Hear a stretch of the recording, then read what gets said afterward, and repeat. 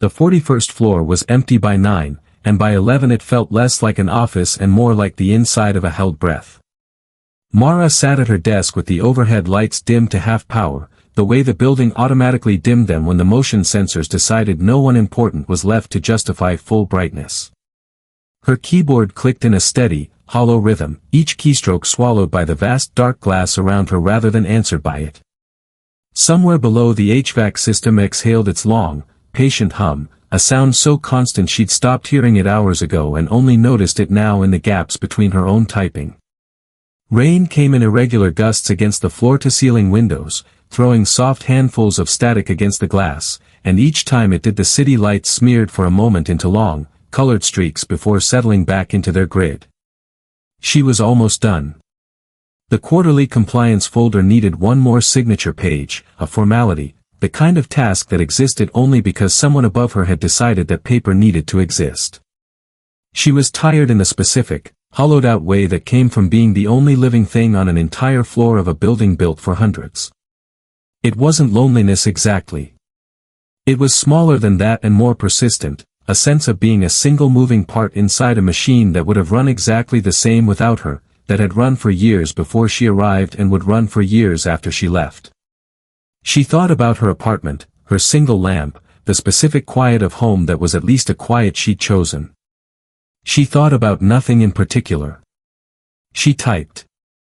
2 years at this company and she still couldn't have described, with any real confidence, what it actually did. Something in logistics that fed into something in finance that fed, eventually, into contracts she never saw the full text of, sealed off in departments she had no reason to visit. She had told herself, when she took the job, that this was simply the nature of large organizations, that no one at the bottom of any sufficiently tall building understood the whole of what it was built to do. It had never bothered her before tonight. It had barely bothered her tonight either, not really, not yet. It was just a small, familiar itch of not knowing, the kind she'd long since trained herself to ignore, folded into the general fatigue of another late night spent finishing what other people had left unfinished. She glanced at the clock in the corner of her screen. Past 11. She thought, briefly, of simply leaving the folder for tomorrow, of letting the deadline slip and dealing with the mild irritation it would cause someone 2 departments over. But she had never been the kind of person who let things slip, not even small things, not even at 11 at night in an empty building with rain coming down outside like the sky itself was tired. That, more than anything, was probably what decided it. Not curiosity. Not yet. Just the stubborn, unglamorous habit of finishing what she'd started. Then she stopped. The signature page needed the physical original, not the digital copy, and the physical original was in a folder that Priya had filed, out of an old habit no one had ever corrected, in the credenza inside the boss's private office. Mara sat with her hands still on the keyboard for a moment, running through the alternatives. She could leave it until morning. She could email Priya, who would not see the email until 9 tomorrow, by which point the filing deadline would already have passed. She could go get it herself. The office was never locked during business hours, and technically it wasn't locked now either, the boss believed, or claimed to believe, in the appearance of openness, but everyone understood the invisible line that ran along the doorway of that room. You didn't go in unless you were called in. Mara had been called in perhaps 4 times in the 2 years she'd worked there, and each time she had felt, faintly, like a student sent to the principal's office despite having done nothing wrong. She pushed back her chair. The wheels squeaked against the tile, a small, embarrassing sound in the vast silence, and she winced at it as though someone might hear. She walked the long way, past the darkened rows of identical desks, until the hard tile gave way to the carpet of the executive corridor, and the sound of her own footsteps changed with it, going from a sharp click to something soft and swallowed, as if the floor itself had been designed to erase evidence that anyone had ever walked there. The apprehension she felt was small and specific, not fear, just the discomfort of a rule follower doing something technically permitted but instinctively wrong. She told herself this was nothing. She told herself she would be in and out in under a minute. The door was unlocked. It always was. She pushed it open and stepped into a room that felt, as it always did, like walking into a photograph of an office rather than an office itself. Nothing here suggested that a person actually worked in this space in the way she worked in hers. No coffee ring on the desk, no stray pen out of place, no half-finished note stuck to a monitor. The desk was a slab of dark mahogany so clean it looked wet under the recessed lighting. A single decorative object sat near its edge, a heavy black sculpture, vaguely geometric, the kind of expensive abstract object that existed to communicate taste rather than to be looked at. She had been in this room only a handful of times, and each time she had noticed the same strange absence, the sense that a person who spent as many hours here as he reportedly did should have left some trace of himself behind, and hadn't. No photographs. No personal mail left carelessly on the blotter. No jacket slung over the back of the chair the way other executives left theirs, marking territory, announcing ownership. It was a room that looked staged for a magazine feature about success rather than lived in by someone who had achieved it. She had always assumed that was simply his style, the same controlled minimalism he brought to meetings, to emails, to the rare unreadable smiles he gave when someone made a joke he didn't find funny but wouldn't openly dismiss. Standing in the doorway now, folder still not yet in hand, she felt that same faint unease she always felt in here, the sense of a room built to reveal nothing about the man who owned it. She crossed to the credenza, found the folder exactly where Priya's old habit had put it, and turned to leave, and in turning, her elbow caught the sculpture. She grabbed for it too late. It toppled, struck the desk, and the sound it made stopped her cold. It wasn't the thud of stone on wood. It was hollow. A strange, resonant note followed the impact, an echo that had no business existing in a piece of solid mahogany furniture, as though the desk itself were an instrument that had just been struck. For a moment she simply stood there, folder pressed to her chest, listening to the last of that impossible echo fade into the room's silence. Panic came first, the reflexive, animal fear of having broken something worth more than she made in a year, and then, right behind it, something else entirely. Curiosity, sharp and sudden, cutting clean through the panic like a blade through fog. She set the folder down. She knelt, feeling foolish even as she did it, and ran her palm along the underside of the desk where the sound had seemed to originate. Smooth wood, cool under her fingers, and then, not smooth.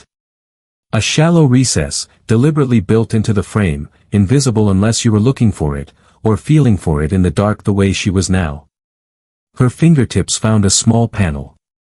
A scanner, maybe, or a keypad, in the dim light she couldn't tell which, and it didn't matter, because underneath the panel, worn smooth by contact, were 5 raised buttons. She should have stood up. She should have taken the folder and left and never mentioned this to anyone.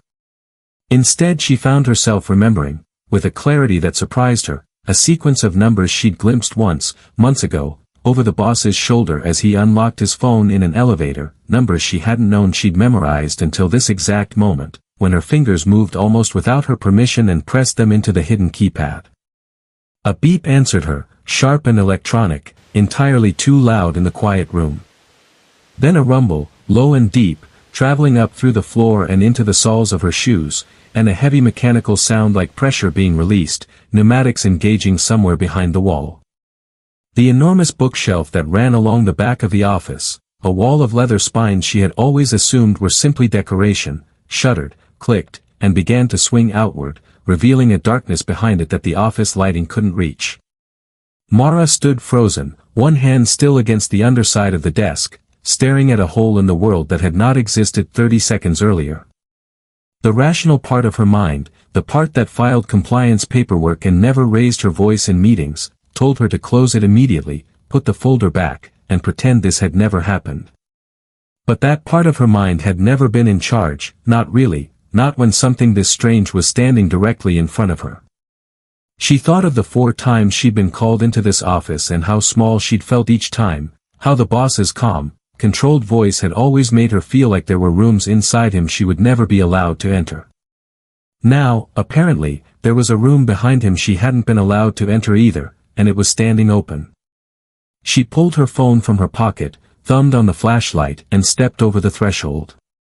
The change was immediate and total. The ambient hum of the office, the HVAC, the distant traffic, the rain, cut off behind her as if a door had sealed, though nothing had moved. In its place was a different kind of silence, colder and denser, the particular acoustic dead space of concrete and underground air. Her own breathing became suddenly, uncomfortably loud, each inhale audible against the bare walls, each exhale returning to her in a faint, delayed echo. Ahead of her, lit only by the cone of her phone's flashlight, a staircase descended in a slow spiral, industrial and unfinished, poured concrete with a simple metal handrail bolted into the wall. She looked back once. The office, warm and lit and familiar, was still visible through the open shelf, and for a moment she let herself imagine turning around, walking back through it, and closing the passage behind her forever. Then she looked down into the stairwell again, and the pull of it, reckless, magnetic, impossible to name, won out over every instinct telling her to stop. She started down. The stairs seemed to go on longer than the height of the building should have allowed, spiraling in tight, even turns, her footsteps landing with a deliberate slowness that echoed up and down the shaft in overlapping waves. The temperature dropped as she descended, degree by degree, until she could see the faint fog of her own breath in the beam of her flashlight. Somewhere beneath the sound of her own steps she began to notice another sound, faint at first and then steadily louder, a high, thin whine, mechanical and precise, the unmistakable pitch of industrial climate control systems working far harder than any decorative wine cellar would ever require. This was not a hobby room. This was not an eccentric executive's private lounge. The air itself told her that, cold and filtered and slightly metallic, the air of a place built to preserve something rather than to be lived in. A tight, closing sensation gathered in her chest with every turn of the staircase, the particular claustrophobia of realizing that she was now further from any exit than she had been in years, entirely alone, entirely unprotected, in a place that existed specifically because someone had wanted it to be secret. Somewhere around the halfway point of the descent she became aware of a low, rhythmic vibration underfoot, something mechanical and distant, like the building's own pulse relocated far beneath its foundation. It was not loud. It was simply present, a fact of the space she was moving through, and it did more than anything else so far to convince her that whatever waited below had been built to last, engineered with the same seriousness as the tower rising above it, not thrown together in secret but designed, funded, maintained. Someone had poured concrete down here. Someone had run power lines and climate systems and reinforced the walls against whatever pressure 200 feet of earth and building exerted on them. This was not a hiding place improvised in a moment of paranoia. This was infrastructure.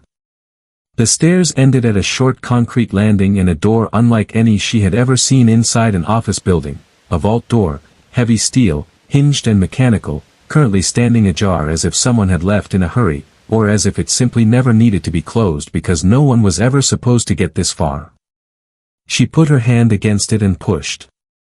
It moved with a slow, deliberate weight, and as it swung open her shoulder brushed the frame, drawing out a short, harsh, metallic clack that rang through the space beyond and then died instantly, absorbed by whatever was in that room. The room itself stopped her breath.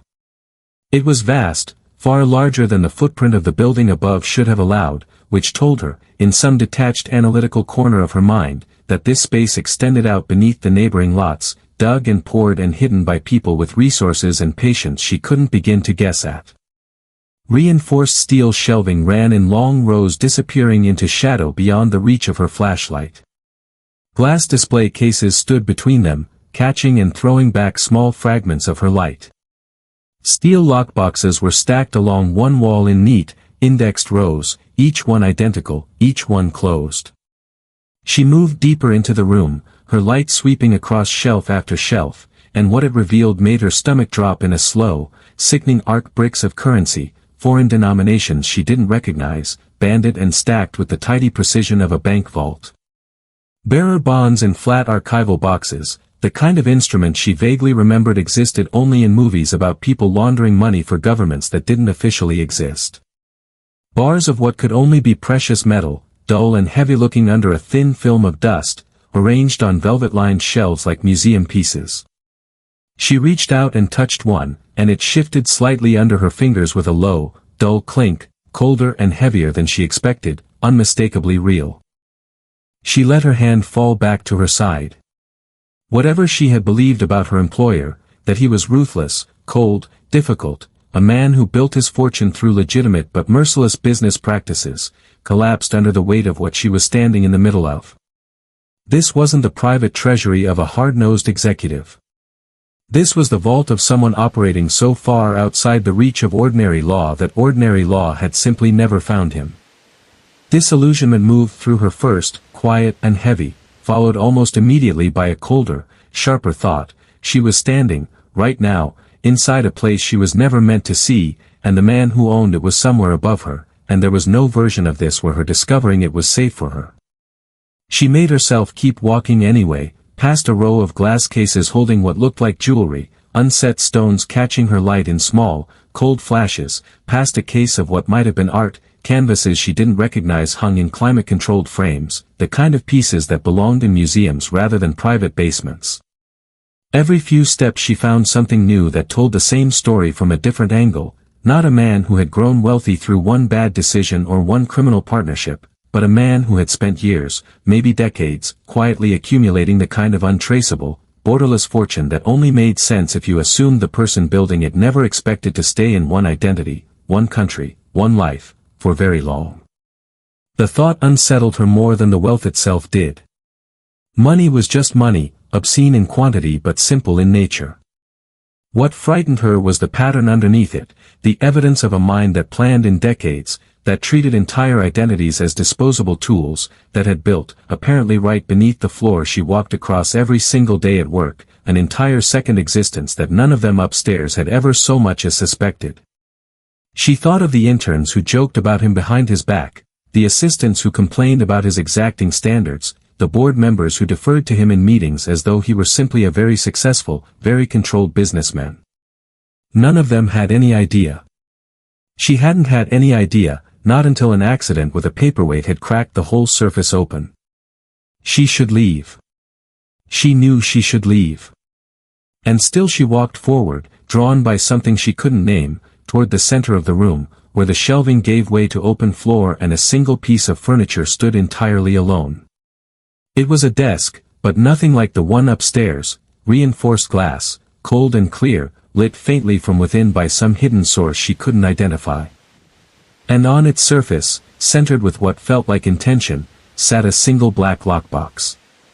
Sleek, unornamented, small enough to carry in one hand. Compared to the raw wealth stacked around it, the box should have looked insignificant. It didn't. Every other object in the room felt like inventory. This felt personal. The ambient hum of the vault's climate system seemed to recede as she crossed the floor toward it, or perhaps she simply stopped hearing it, her attention narrowing until there was nothing left in the world but her own footsteps, her own shallow breathing, and the black box waiting for her at the center of the room. She reached it and stood over it for a long moment before touching the latch. It was a simple mechanical lock, old-fashioned compared to the biometric panel upstairs, as if whatever was inside had been sealed away before the rest of this place existed. She looked around for something to force it with and found, still in her free hand, the heavy brass letter opener she'd absent-mindedly carried down from the desk upstairs, taken without thinking when she'd first knelt to search for the hidden panel. She wedged its blade under the latch and pushed. Metal scraped against metal, a thin, grinding sound that felt enormous in the vault's dead silence. She pushed harder, her arms shaking with the effort, sweat gathering at her hairline despite the cold.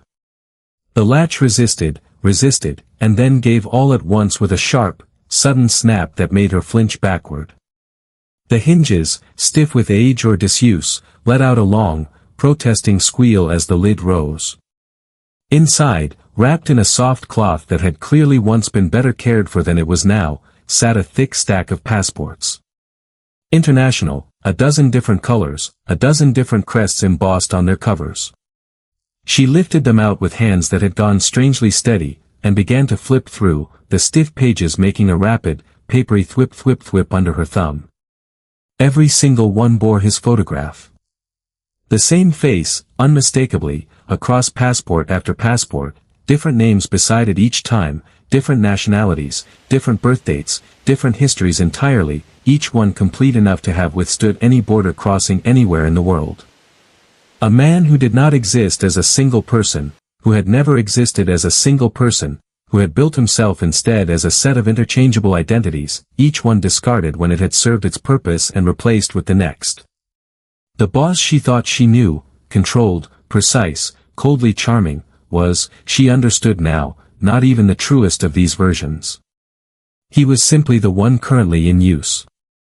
She had counted 11 so far, 11 complete strangers wearing his face, 11 lives she would never know the first thing about, each one presumably lived out fully somewhere in the world before being folded up and filed away down here like an outdated draft. It occurred to her, distantly, that she had no way of knowing which of these 11, if any, was the one he currently used, the one she thought of, upstairs, as simply him. Perhaps none of them were current anymore.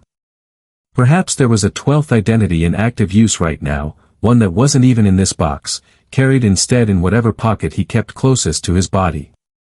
The thought made the box in her hands feel less like evidence and more like an archive of a man who treated identity itself as disposable, replaceable, a costume changed as often as the situation required. She kept turning pages, her confusion deepening into something colder and more specific with every new document, until near the bottom of the stack one passport caught her attention in a way the others hadn't.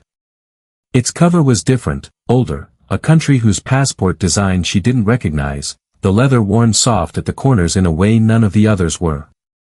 A small paper arrow, faded to a dull pink from what had once been bright red, had been stuck to its edge, pointing directly at the name field as if someone, long ago, had wanted to make absolutely certain this one particular document would be found.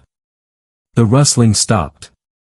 She realized, distantly, that she had gone completely still, that the vault around her had gone utterly silent in a way that felt less like an absence of sound and more like the room itself was holding its breath along with her. She opened the marked passport. The photograph was him. Younger, a decade younger, maybe more, his face leaner, his eyes somehow both familiar and unfamiliar in a way that made her chest tighten before she even reached the name. She made herself look down at the printed text beside the photo. The last name was her own.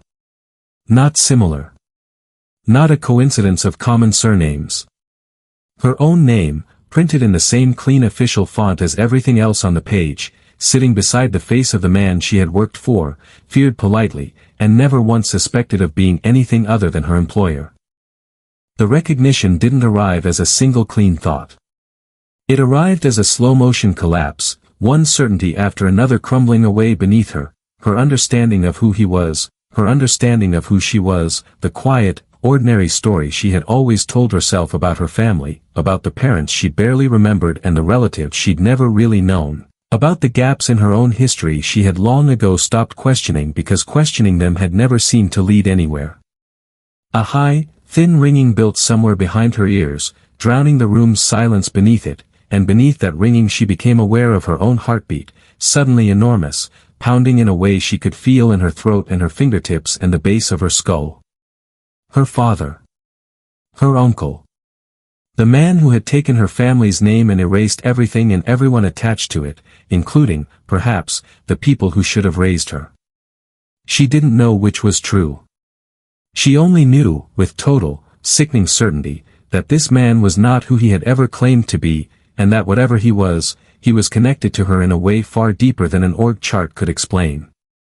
She thought, absurdly, of small things, the way he always remembered her name in meetings when he forgot everyone else's, the single time, early in her employment, when he had asked, almost carelessly, where her family was from, and how quickly she had answered that she didn't really know, that she'd been raised mostly by an aunt who wasn't much for talking about the past, the flicker of something in his expression that day. Gone so fast she'd assumed she'd imagined it. She hadn't imagined it. She understood that now, standing in a basement that shouldn't exist, holding proof of a life he had built specifically to be untraceable. He had asked because he already knew the answer, or some version of it.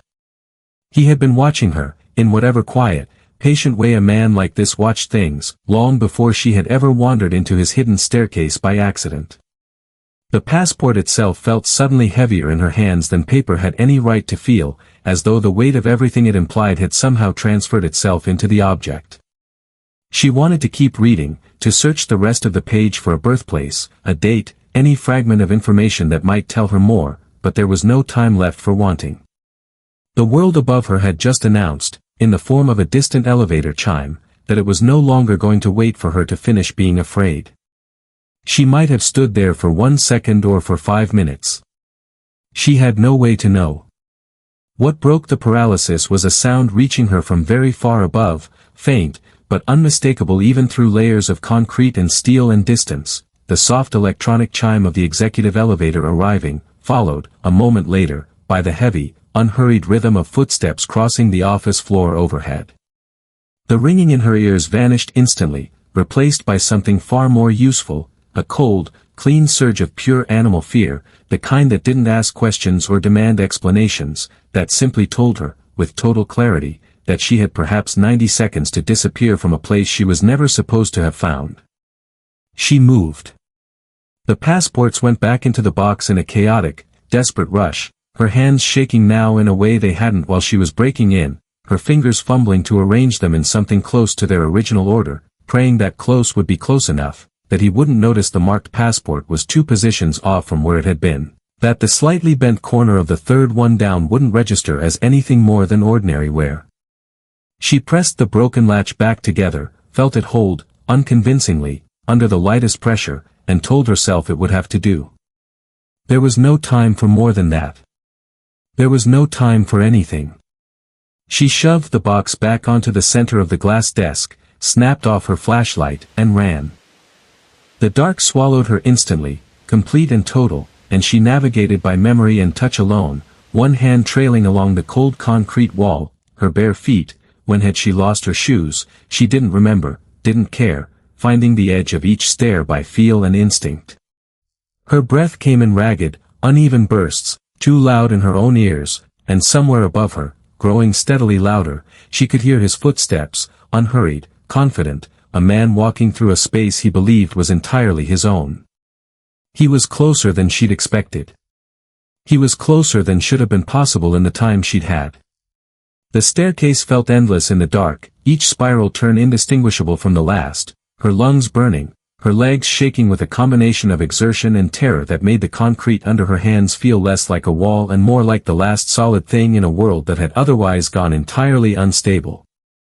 Twice she misjudged a step in the pitch dark and caught herself hard against the rail, the impact jarring up through her wrist, and both times she barely registered the pain, some deeper, older part of her brain having decided that pain could wait, that everything could wait except reaching the top before he did. She counted turns without meaning to, an old habit from childhood staircases she barely remembered, a way of making the unknown feel measurable even when it wasn't. She lost count somewhere around the 8th turn and kept climbing anyway, on faith, on momentum, on the simple animal certainty that stopping was worse than anything waiting above. She could hear him now not through the ceiling but through the open passage itself, his footsteps crossing directly toward the desk, toward the bookshelf, toward her.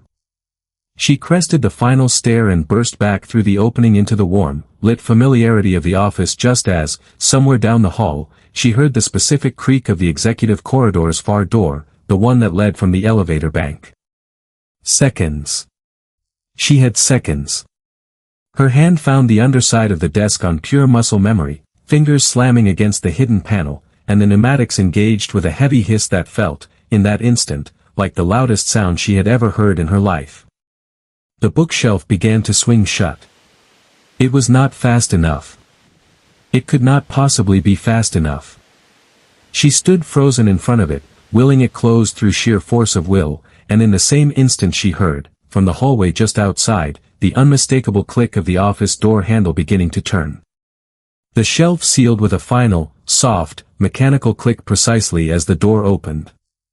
She had no time to arrange herself, no time to compose an expression, no time to do anything but grab the manila folder off the floor where she dropped it and turn to face the doorway with whatever her face happened to be doing in that moment. The boss stepped into the room, shaking rain from a closed umbrella with the unhurried precision of a man for whom nothing in the world had ever moved faster than he wanted it to. He looked up. He saw her standing near his desk, folder pressed to her chest, and stopped. For a moment neither of them spoke. The silence stretched, heavy and specific, and Mara felt every second of it in her spine. She made herself smile, polite, exhausted, ordinary, the smile of an employee caught doing something faintly embarrassing and nothing more. She said something about needing the last signature page for the compliance folder, her voice coming out steadier than she had any right to expect, steadier than she felt. He looked at her for a long moment that told her nothing at all about what he was thinking. His eyes moved, briefly, almost too quickly to catch, toward the bookshelf behind him, then back to her face, and she wondered with a fresh spike of terror whether he had noticed something, a book out of alignment, a faint residual hum from the pneumatics not yet fully settled, some detail invisible to her but obvious to a man who had spent years making sure that exact shelf looked untouched at all times. If he had noticed, nothing in his expression admitted it. Then the expression on his face shifted, warming into something familiar, something she had seen 100 times before in board meetings and hallway greetings and had never once questioned. It was a warmth that, she understood now, had always been a performance, and the horror of realizing that was somehow sharper than anything she'd found in the vault below.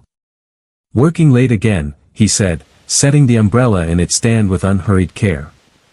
"You really are dedicated to this family." The smallest pause, so brief she might have imagined it if she hadn't spent the last 20 minutes reading his handwriting on a dozen false identities, I mean, this company.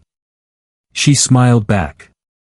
She said something appropriately self-deprecating about deadlines and got herself moving toward the door, folder in hand, footsteps even, breathing controlled, every visible part of her projecting the calm, unremarkable exhaustion of an employee heading home after a long night. Inside, none of that was true.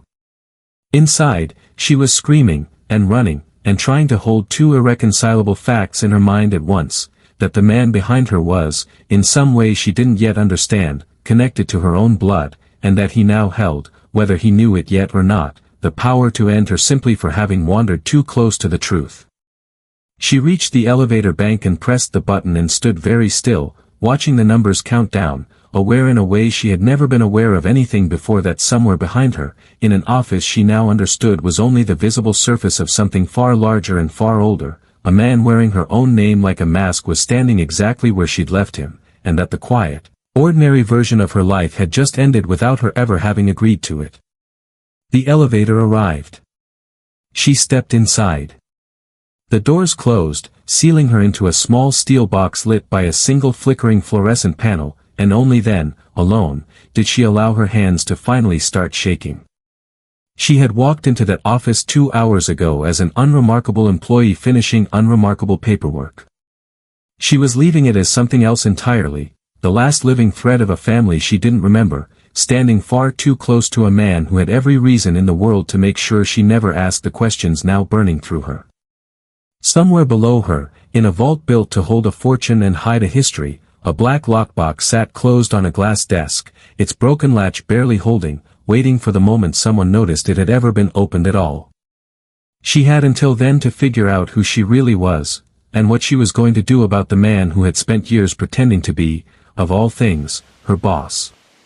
The elevator reached the ground floor. The doors opened onto the empty marble lobby, rain still streaking the tall windows beyond, the city outside going on exactly as it had an hour ago, indifferent to the fact that nothing, for her, would ever again be ordinary. The night security guard glanced up from his phone and gave her the same small, automatic nod he gave her most nights she left this late, and she nodded back, and marveled distantly at how easy it was, how her body simply knew how to perform normalcy even while everything underneath it had come apart. She signed out at the desk in handwriting that looked, when she glanced down at it, almost exactly like her usual signature, betraying nothing of what her hand had been doing 20 minutes earlier. Outside, the rain had softened to a fine, steady mist, and she stood under the building's awning for a moment before making herself walk into it, letting the cold dampen her face, letting it do something to slow the racing in her chest that talking herself down hadn't managed to do. Cars passed with the wet hiss of tires on slick asphalt. Somewhere a siren rose and fell and faded, unrelated to her, indifferent to her, exactly like everything else in this city that had no idea what she had just found or what it might mean for her. She thought about calling someone. She had no one specific in mind to call. That, too, felt suddenly significant in a way it never had before, the absence of family thick enough to reach for in a moment like this, the aunt who had raised her without ever answering questions about where they'd come from, the empty spaces in her own history that she had always simply accepted rather than interrogated. She wondered, walking through the mist with her shoes still somewhere on the floor of a vault 200 feet below the building behind her, how much of that emptiness had been an accident, and how much of it had been built, deliberately, by someone with the resources to erase whatever he needed erased. She stepped out into it anyway, because there was nothing else to do, and because whatever came next, it would not begin tonight, in a lobby, under fluorescent light, with her hands still trembling and her employer's warm, terrible smile still burned into the back of her mind. It would not begin with answers, either. She understood that now with a clarity that felt almost peaceful compared to the chaos of the last hour, there would be no confrontation tonight, no dramatic unmasking, no version of this where she simply asked him and received the truth. Whatever this was, it would have to be pieced together slowly, carefully, from a position of apparent ignorance, while the only person who held every answer continued to believe she knew nothing at all. It would begin tomorrow, when she had to walk back into that building, sit at that same desk, and look him in the eye as though she still believed he was only her boss.